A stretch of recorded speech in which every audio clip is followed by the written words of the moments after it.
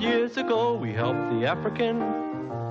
We brought him to a land of great opportunity. And though at first he didn't find it easy, wasn't it wonderful that he could be free? 40 years ago we helped the Jew man. We kept him out of trouble on a lonely German farm. And now we'd like to help you. We want to make sure you come to no harm. Because we only want to help you, it's all for our best. The interest of humanity is the final test. So could we decide on a meeting with you? And if you have some children, please bring them too. Bring them too.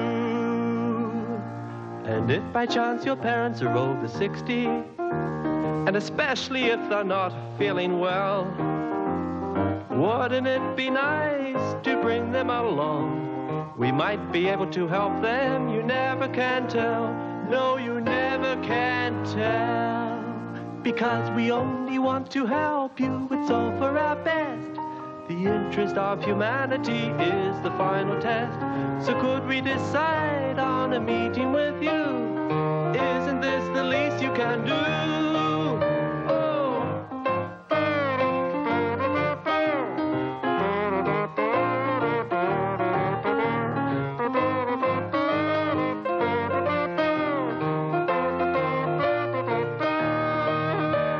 We only want to help you, it's all for the best. The interest of humanity is the final test. So could we decide on a meeting with you? This is just the least we can. We'll make humanity spick and span. This is just the least we can. Call it the ascent of man. This is just the least we can.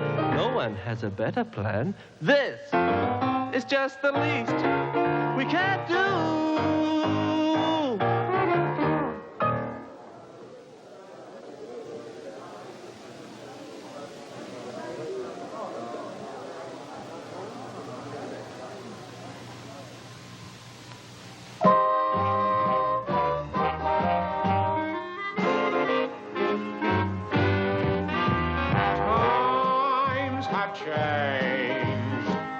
We've often rewound the clock since the Puritans got a shock when they landed on Plymouth Rock.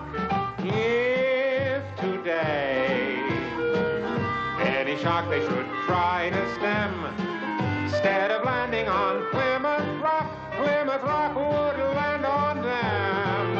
In olden days a glimpse of stocking was looked on as something shocking. Now heaven knows anything goes. Good authors too, who once knew better words, now only use four-letter words writing prose. Anything goes. If driving fast cars you like, if low bars you like, if old hymns you like, if bare limbs you like, if Mae West you like, or me undressed you like, why nobody will oppose. When every night the set that's smart is intruding at nudist parties in studios, yeah, there, anything goes.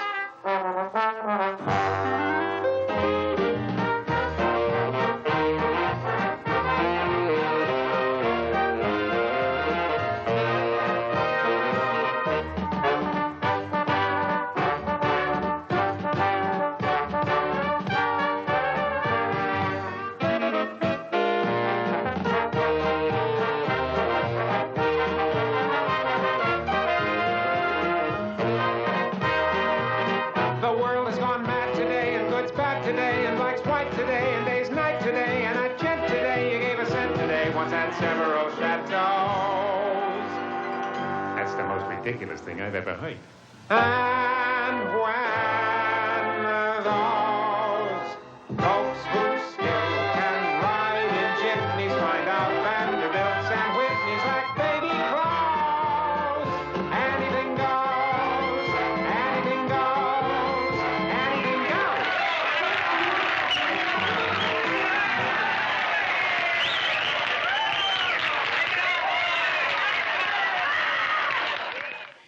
People act in general upon their worldview, and their worldview rests upon what to them is the ultimate truth. Whether or not they are aware of it, the way a person looks at the world influences the way he sees things, the way he thinks, and his day-by-day behavior. This is what I call a worldview. What has produced the inhumanities we have been exploring in the previous episodes is the fact that Western society has adopted a worldview which says that reality, including people, is made up of matter, bits and pieces, things, nothing more.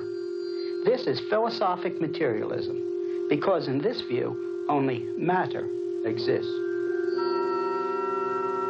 Sometimes it is called naturalism, because it says no supernatural exists.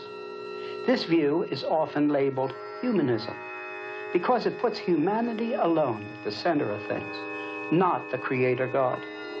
But whatever it's called, it is the underlying worldview of our society today. In this view, the universe did not get here because it was created by a supernatural God. In this view, the universe has existed forever in some form. Its present form just happened as a result of chance events. The materialistic, naturalistic, or humanistic worldview almost always has a very condescending attitude in regard to Christianity. Humanists argue that Christianity is unscientific and that it cannot be proved, that it belongs simply to the realms of faith.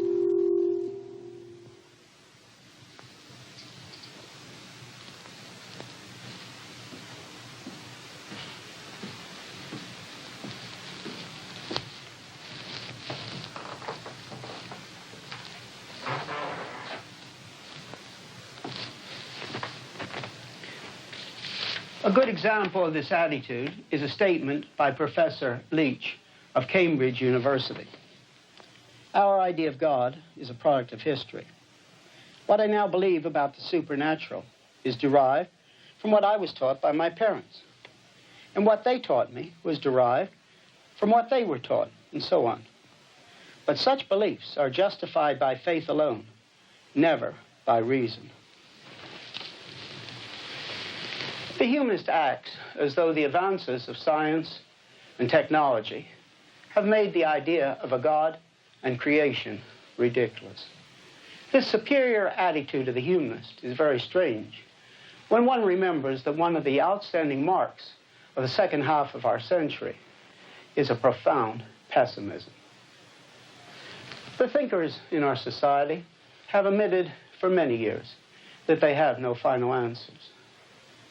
This attitude of the humanist is also strange when one considers that the humanistic consensus has given no real basis for humanity.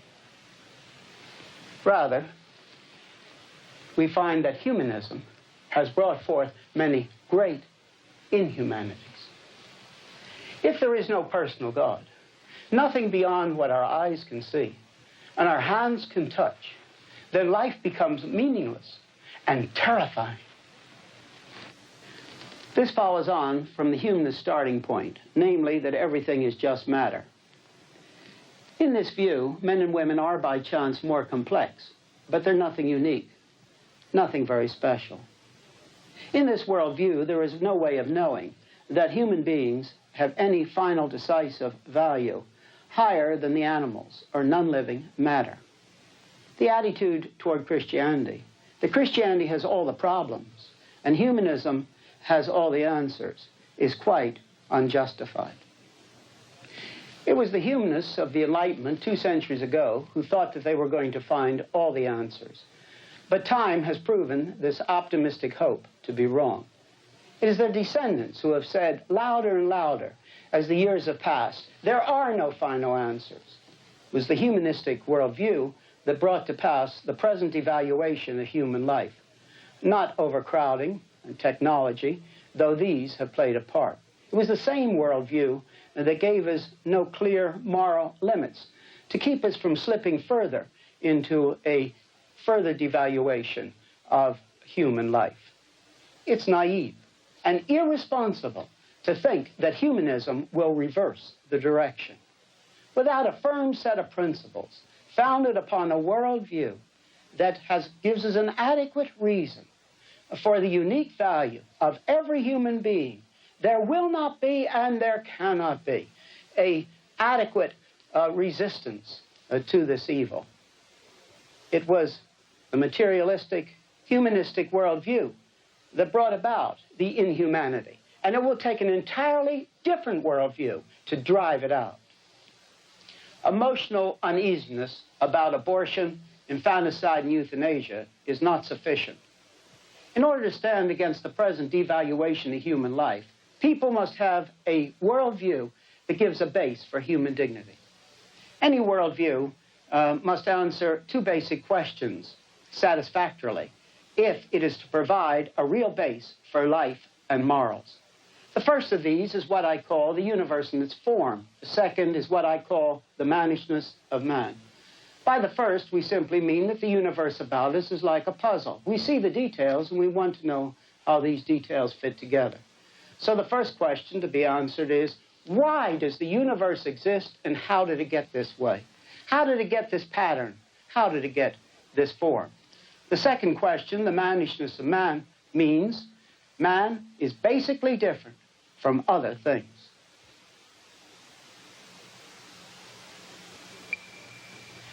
We can think, for example, of people's creativity, art objects, silver ornaments, technology. This is in contrast to the animals about us. People have aspirations. People aspire to real choice. People also are unique in that they verbalize. One can name other factors, but these are enough to indicate the difference of people from other things around us in the world. Therefore, the second question is, what worldview adequately explains this remarkable phenomenon that man is not a machine, but a person? First, it all boils down to the problem of knowledge. I believe that there are only two basic alternatives. First, that man attempts to find the answers to his questions alone. Second, man can seek revealed truth from God. To begin with, man himself can describe the material, but he can never define it. He can speak only in the indicative, never in the imperative. For example, he can describe what physical strength involves and how it works physiologically. But from the material universe alone, he cannot derive any idea as to how strength ought or ought not to be used. The most that can be done is to argue that certain moral systems have been worked out through the passage of time on the basis of a social contract. This is what I call the 51% view of morality, that the majority has thought this is a good way to operate, and so it becomes moral. What we observe is a relative truth based on that which may not be real truth at all. A musical ensemble, in haste, is unable to locate a pitch pipe. The closest substitute is a slide whistle.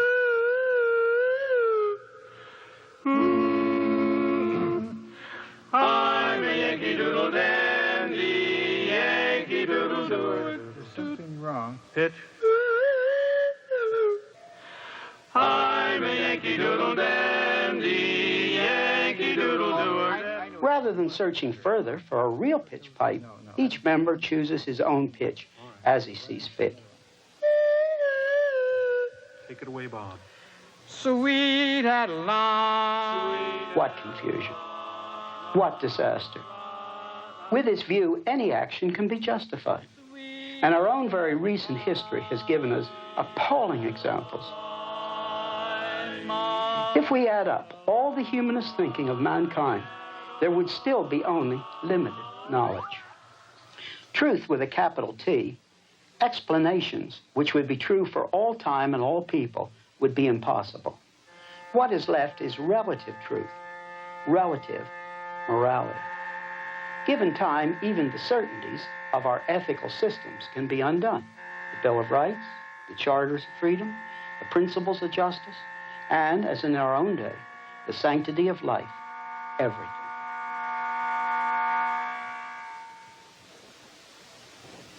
It is not only the Iron Curtain countries that operate upon the basis of a relativistic morality. The West now does too. We too are dominated by the materialistic worldview. Thus, we can expect the same inhumanity here. The great dilemma of those who try to live upon the basis of a materialistic worldview is that it is impossible to live consistently within it. Take Samuel Beckett, the playwright. He can say that words do not convey anything, and he can say that everything, including language, is absurd, but he must use words to write his plays, including his plays about meaninglessness. If his words did not convey meaning to his audience, he could not use words to say that words are meaningless. The truth of the matter is that anyone who rejects the Christian worldview must live in tension between his idea of reality and what reality is. The reason for this is that every individual is faced with two unchanging aspects of reality: the universe and its form, and the mannishness of man. The materialist or humanist may say that all life is relativistic and without meaning, but he lives as though it had meaning. There is difference between justice and injustice. There is a difference between cruelty and non-cruelty. There are two main alternate views to Christianity. The West has a materialistic, non-religious view. The East has a religious, immaterialistic view. That is, that matter is an illusion, and that only spirit is reality. But both are impersonal systems. That is the important point.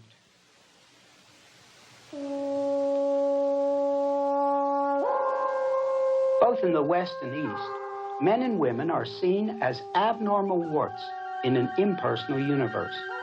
In Eastern terms, it is regarded as maya, a Sanskrit word meaning illusion. In the West, as absurd machines. In both cases, there is an attempt to relieve the tension caused by believing one is nothing. On the materialistic side, Sir Julian Huxley clarified the dilemma by acknowledging, though an atheist, that man functions better if he acts as though God exists. Another tension-relieving device is putting faith in the theory of evolution. People are given an impression of progress, up from the primeval slime and the amoeba, up through the evolutionary chain, with life developing by chance, from the simple to the complex, right up to the pinnacle, man. Evolutionary theory teaches that by chance, this amazing complexity called man has been generated out of the slime. Of course, then, they say, there is progress. In this way, people are led into imagining that really the whole thing does have some purpose. This theory of evolution places men and women highest on the scale. But in the materialistic framework, the whole thing is meaningless, and the concept of higher means nothing. This concept is an illusion. Only some form of absurd, mystical jump will allow us to accept that personality comes from impersonality. If man has been kicked up out of the impersonal by chance, then those things that make him personal, hope of purpose and significance, love, notions of morality and rationality, beauty and verbal communication, are ultimately unfulfillable and are thus meaningless. This is how ridiculous the illusion of meaning or purpose derived from chance evolution is. On the other side, within Eastern thinking, attempts to relieve the tension have been made by introducing personalized gods. But they are not really personal. Their source is the impersonal everything, of which they are simply emanations. Because it has no real alternatives, the East proposes a system of endless cycles to try to give some explanation for things which exist about us. This has sometimes been likened to the ocean. The ocean casts up waves for a time, But the waves are still a part of the ocean, and then the waves pull back into the ocean and disappear. It is interesting to see that the Western materialist does exactly the same thing. He too tries to explain the form of the universe with a theory of endless cycles. He says that impersonal energy or matter has always existed, but has gone through endless cycles taking different forms. Both the Eastern and the Western thought put forth their ideas of endless cycles because their answers are really answers to nothing. It is helpful to see that the only alternatives intellectually to the Christian position are so full of problems that they really are non-answers. You find people in the West who imagine that Christianity has nothing to say about these big issues, and they discard the Bible without considering it.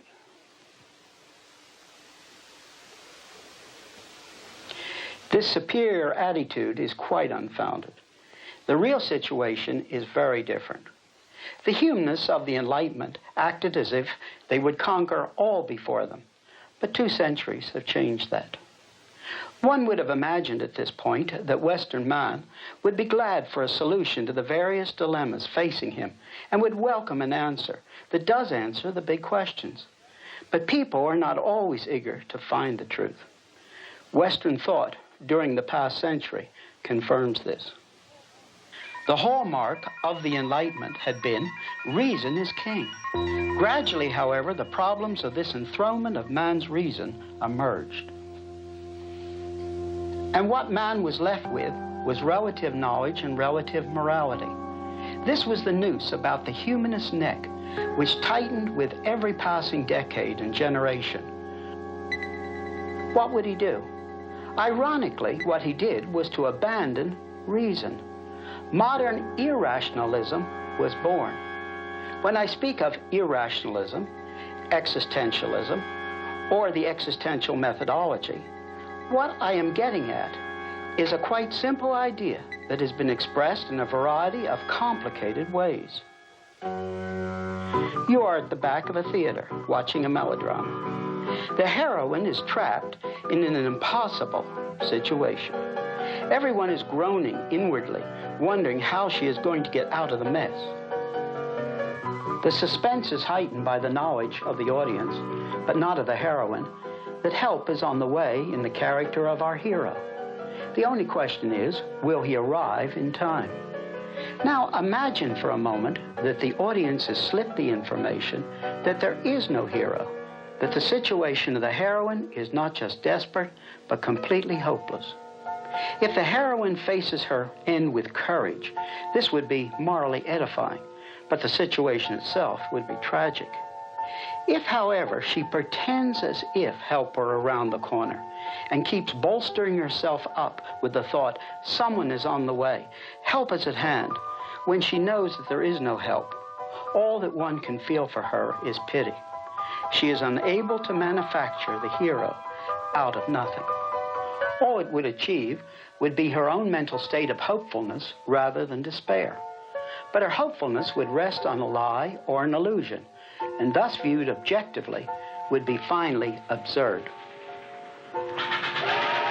Now this is what the existential methodology is all about.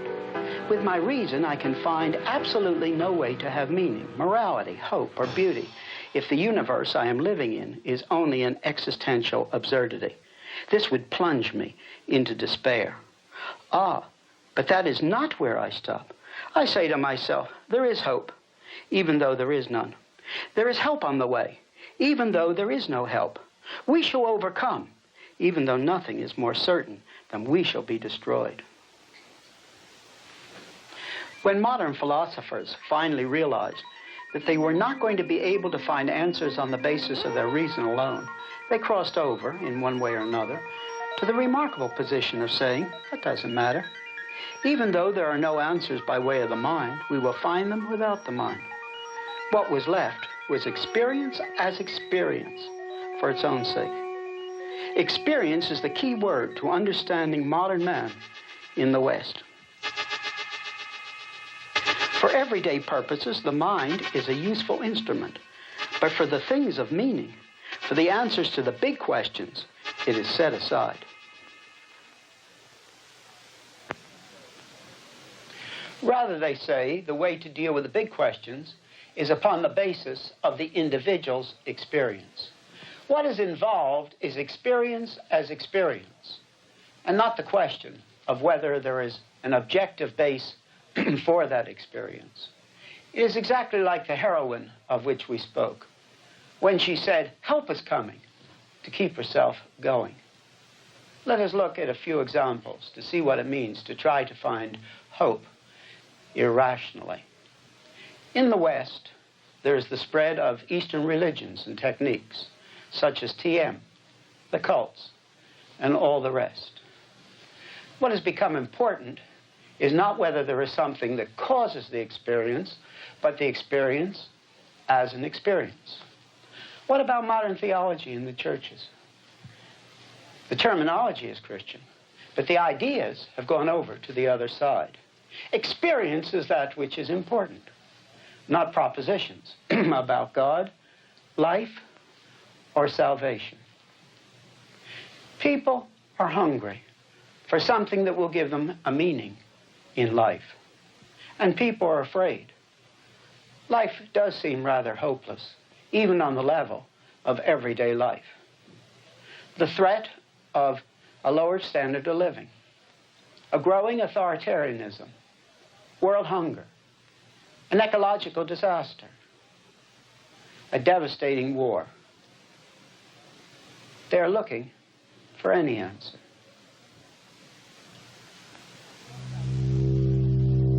What about the growth of occultism, witchcraft, astrology? People are looking for answers they can experience.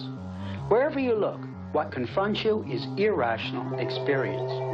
We must be careful not to be bewildered by the surface differences among these movements. There are differences, yet all of them represent a mysticism, which is based on experience as experience for its own sake. The problem with this mysticism is, who is going to say what is right? Are we going to find guiding absolutes in the midst of this mishmash of experience? What base do we have to fight in humanity? As soon as the conscious restraints of the mind are removed, then everything can be right and everything can be wrong. In fact, there are no clear standards in Western society. And why? Because there is an inadequate base for knowledge and for morality. Society can have no stability when based on a worldview that has no absolute rooted in truth.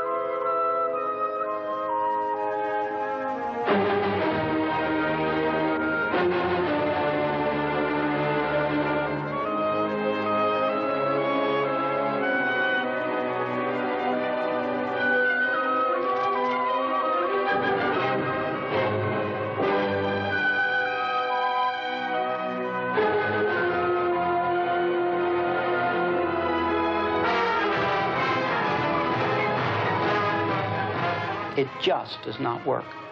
We are brought back to our starting point. The inhumanities and the growing loss of freedoms in the West are the result of a worldview that has no place for people. Modern humanistic materialism is an impersonal system and has failed to provide real answers. Humanism has produced inhumanity.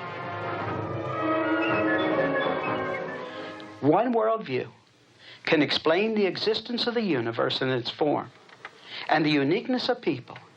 That is the worldview given to us in the Bible.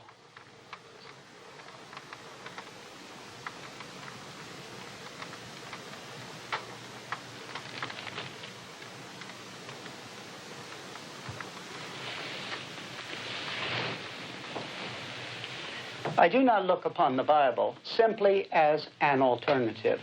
To me, it is objectively truth. It does give the answers. For purposes of discussion, I invite the non-Christian to consider it as an alternative, not to be blindly accepted, but for good and sufficient reasons. The Bible offers knowledge and answers the questions. It claims to be absolute truth. God did not allow man to stagger around in the dark to try to find him. God revealed himself to man.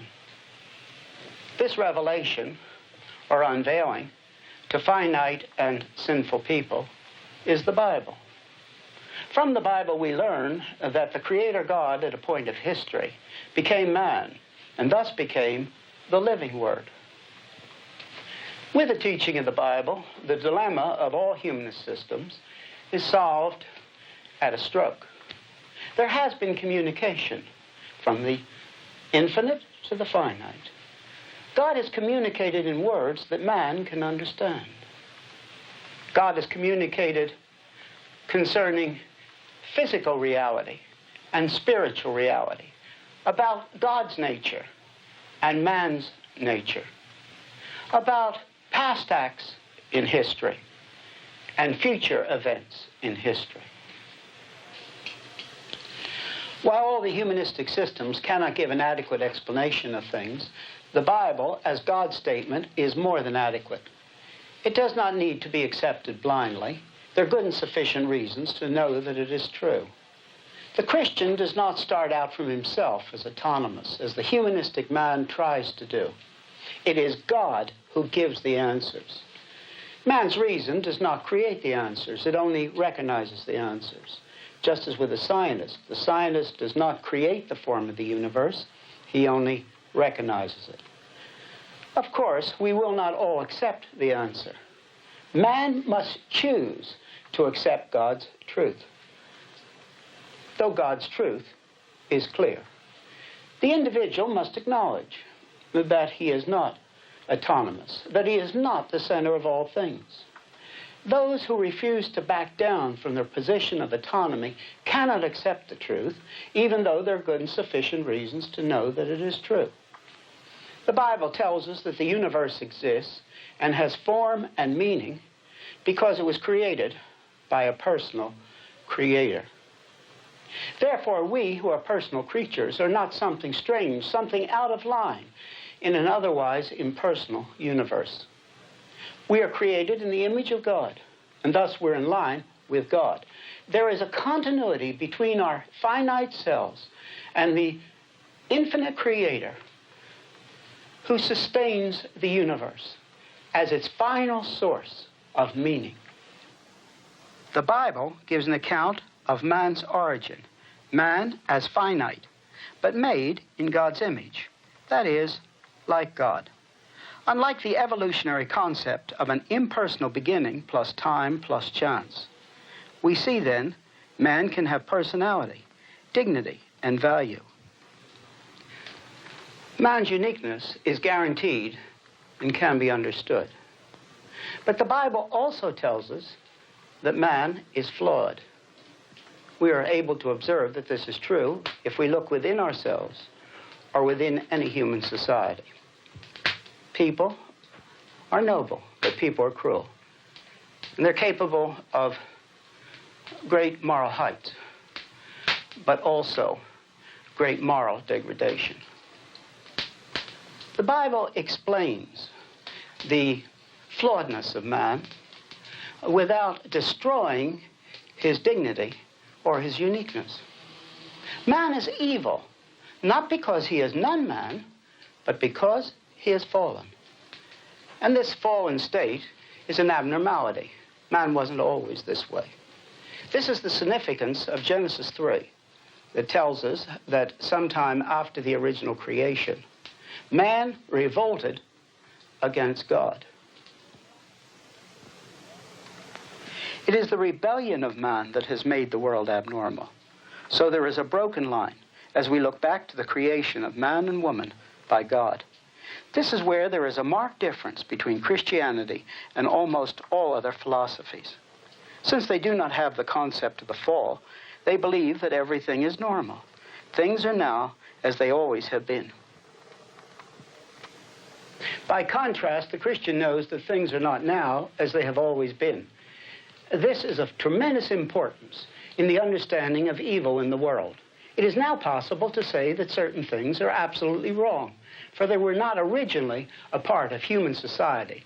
They flow from the fall, and as such, they can be said to be truly abnormal. This understanding gives a real moral framework for life, one that is compatible with man's aspirations and nature. There are rules for life. These are like signs along the edge of a cliff that say, danger, keep out. These are there for our good. God, who made the world and knows what is for our best good, gave us his commands. When we break these, it is not only wrong, but is not for our best good, nor for our fulfillment, as we are unique, as having been made in the image of God. This is of immense importance in relationship to the problems of which we spoke in the early episodes of this series. Knowing what is right and wrong, we have a way to have order and freedom simultaneously.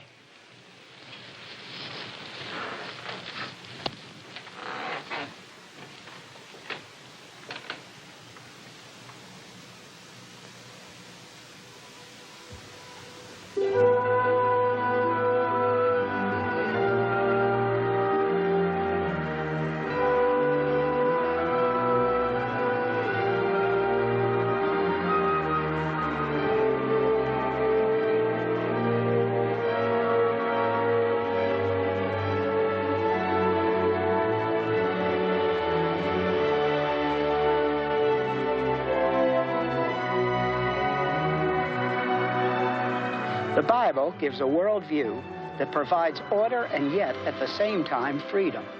God's rules are like a perimeter fence. We must stay within that fence if we are to avoid getting hurt.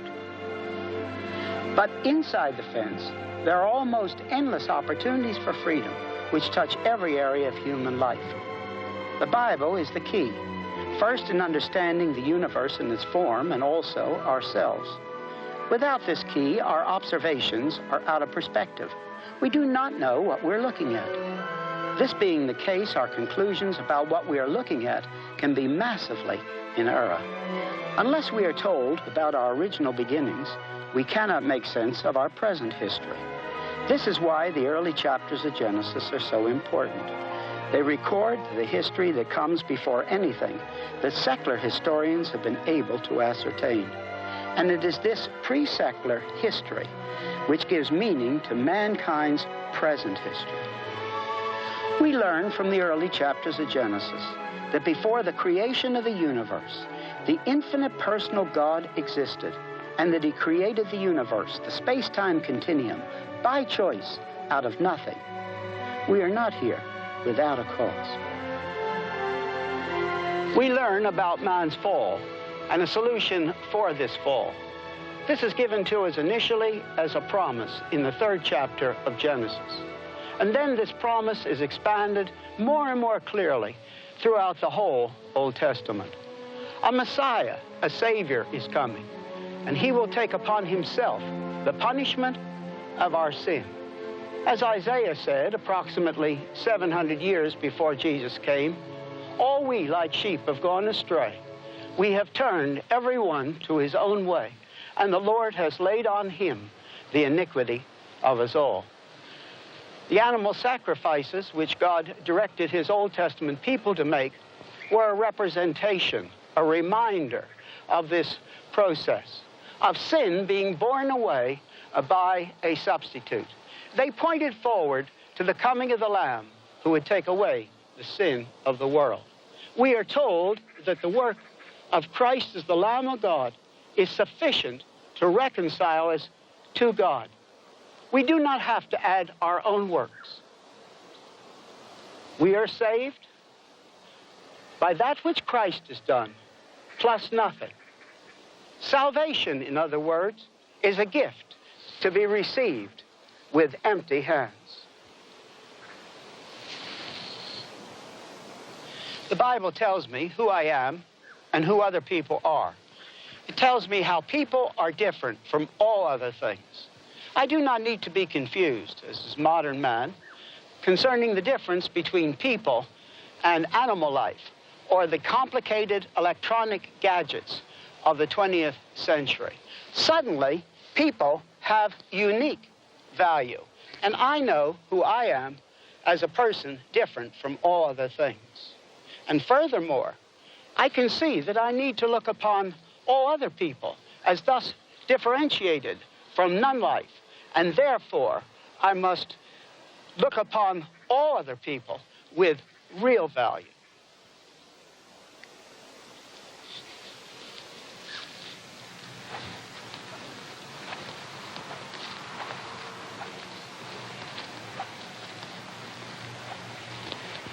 Anyone who kills another human being is not just killing another member of the same biological species. They're killing that which is of great value, as made in the image, the likeness of God. Each human being, from conception in the womb until the last gasping breath of old age, is in the likeness of God. All men and women and all children have great value. They have great value not for some ulterior motive, such as sexuality, self-gratification, wealth or power, the good of society, or maintaining the gene pool, but simply because of their origin. The flow of history, beginning with Genesis, is of immense importance in all the areas of life. As I stand in the flow of space-time reality, I see my origin in Adam and Eve as the parents of the whole human race, and in God's creating people in his own image. At this point, such words as the sanctity of life, of truth, of justice, of meaning, of fulfillment, of beauty and love begin to have real meaning again.